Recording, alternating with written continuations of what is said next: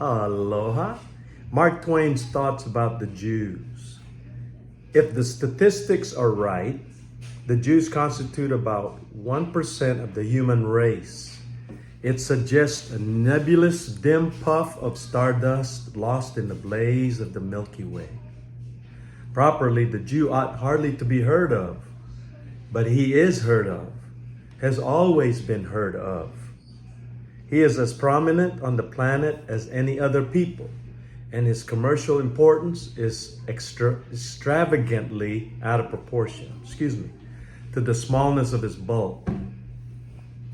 His contributions to the world's list of great names in literature, science, art, music, finance, medicine, and abstruse learning are also a way out of proportion. Abstruse means difficult to understand.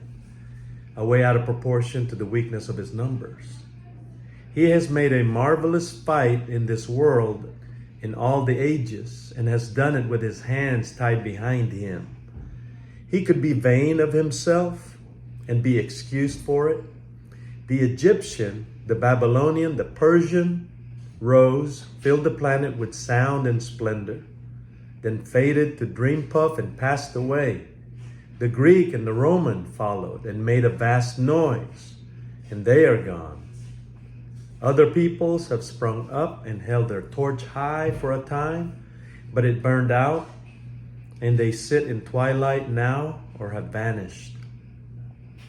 The Jew saw them all, beat them all, and is now what he always was, exhibiting no decadence, no infirmities of age, no weakening of his parts, no slowing of his energies, no dulling of his alert and aggressive mind.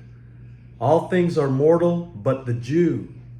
All other forces pass, but he remains. What is the secret of his immortality? There was a prime minister named Benjamin Disraeli. Queen Victoria asked him, Mr. Disraeli, her Jewish prime minister, to give her one verse of scripture that would prove that the Bible is true.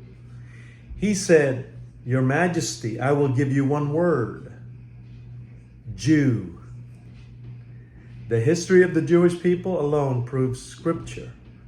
That tiny country with a people group that has been repeatedly targeted for annihilation has stood against the world and remained the Jew. Aloha.